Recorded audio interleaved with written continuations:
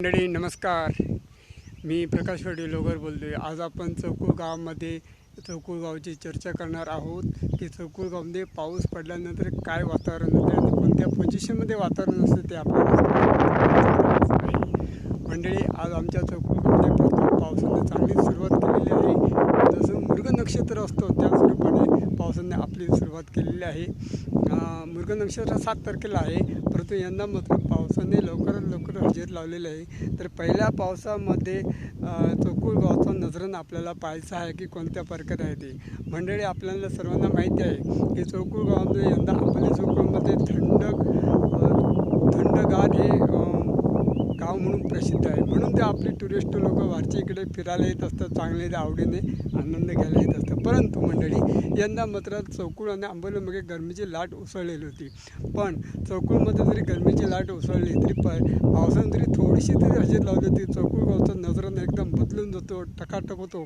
कारण पहिल्या नजराणामध्ये चौकूळ गावचं वातावरण एकदम पूर्णपणे चेंजेस दिलं आहे. त्याच्यासाठी मी तुम्हाला एक चौकूळ गावाचा खास छोटासा नजराणा आहे की चौकूळला किती आनंदमय वातावरण झालेलं आहे.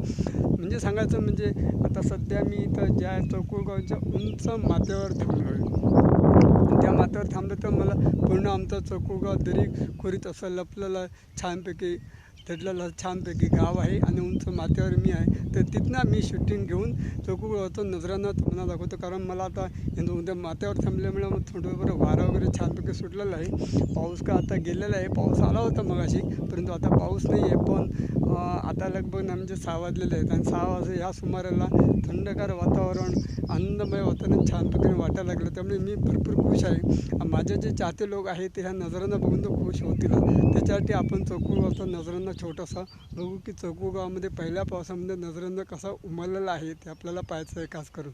तर मी दाखवतो तुम्हाला. हे आपलं चौकूळ गाव आहे. ही चौकूळ गावाची टेकडी आहे आणि चौकूळ गावामध्ये उंच असं मी टेकडीवर आहे. चारू बाजूला चौकूळ गाव व्यापलेलं आहे आणि पावसाळ्या दिवसामध्ये तर चारू बाजूला तुम्हाला दिसते ना पाठीमागे धुकं उभे आहे छानपैकी असं. हे पहा, तर सुंदर असा हा चौकूळ गाव आहे आपला.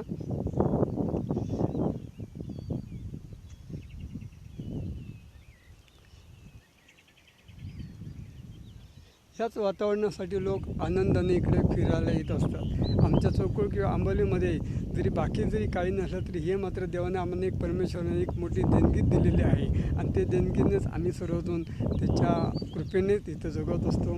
कारण हे वातावरण सरासरी आपल्याला कुठं असं सरासरी पाहायला मिळत नाही का. तर अशा गोष्टी आम्ही पण तुमच्यासमोर शेअर करायला पाहिजे. तर जे माझे नवीन चाहते लोक आहेत त्यांना तर कदाचित आंबोली चौकूळ गाव माहिती नसेल, तर ह्या आता व्हिडिओमध्ये नजरांना पाहून तरी कमसे कम एक वेळा तरी जरूर ह्या गावाला तुम्ही चौकूळ गावाला भेट घेऊ शकता ही मला आशा आहे. मंडळी, येत्या काही वर्षापूर्वी बाबा धबधबा होता, परंतु तेवढा डेव्हलपमेंट झाला नव्हता. परंतु मंडळी, आता बाबा धबधब्याचा डेव्हलपमेंट झाल्यामुळे भरपूर बरेचसे लोक आपल्या देशाबाहेरचे पण लोक इकडं आनंद घ्यायला लागलेत. बाबा धबधबा फॉल्सवर येऊ लागलेत. कारण की आल्यानंतर त्यांना कळालं की हे गावचं काय खासियत काय आहे ते आल्यानंतर आपल्याला कळते.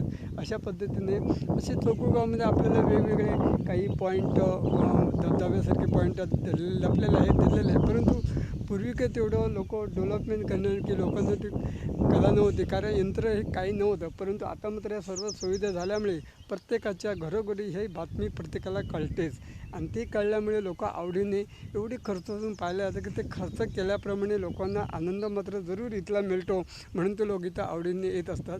तर अशा प्रकारेच आपण हा पहिल्या पावसाचा नजराणा चौकूळचा तुम्ही दाखवलेला आहे. तुम्ही तो व्हिडिओ मात्र पूर्णपणे पाहायला विसरू नका, कारण कुठलाही व्हिडिओ पूर्णपणे पाहिल्याशिवाय आम्हाला पण आनंद होत नाही आणि तुम्हाला पण आनंद. कारण पूर्ण व्हिडिओ जर पाहिला आणि लाईक आणि शेअर केला तर आम्ही पण खुश राहतो आणि त्या अर्थाने आम्ही पूर्णपणे हे कष्ट घेत असतो.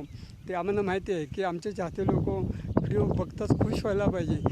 मंडळी, मी तरी कसं करते, जे कुठलाही व्हिडिओ बनवतो त्यावेळी व्हिडिओ कुठलाही बनवतो, परंतु त्या व्हिडिओ पाहिल्यानंतर एक व्यक्तीला असं समोरच्या व्यक्तीला व्हायला की ह्याच्यामध्ये काहीतरी आहे आणि ते घेण्यासारखं काहीतरी राहायला पाहिजे. अशा प्रकारचा आपण जो व्हिडिओ तुमच्यापर्यंत पोहोचवला तो व्हिडिओ कधी आपला फेल पडणारच नाही, ही खात्री मला पूर्णपणे खात्री आहे. तर अशाच प्रकारे मी तुमच्यासमोर नवीन व्हिडिओ आणणार आहे. आता मला वाटतं आताच आपली कुठे सुरुवात झालेली आहे आणि 2 ते 3 महिने आपल्याला वेगवेगळ्या प्रकारचे व्हिडिओ पाहायला मिळणारच आहेत. या जोगुळगावमध्ये जून महिन्यापासून ते ऑगस्टपर्यंत आपल्याला इथे वेगवेगळ्या भाज्या म्हणा, रानभाज्या किंवा मशरूम म्हणा, छोटे छोटे मशरूम असतात, अशा वेगवेगळ्या भाज्या मशरूम पण आपल्याकडे 2-3 प्रकारचे आहे मंडळी. ते पण मी यंदा तुम्हाला खास दाखवणार आहे. त्याची रेसिपी म्हणा किंवा ते कसे असतात ह्या आणि ते काय उपयोगी आहेत की त्याच्यापासून आपल्याला साईड इफेक्ट्सचा काय फायदा आहे का नाही का हे सर्व आपण पाहणारच आहोत.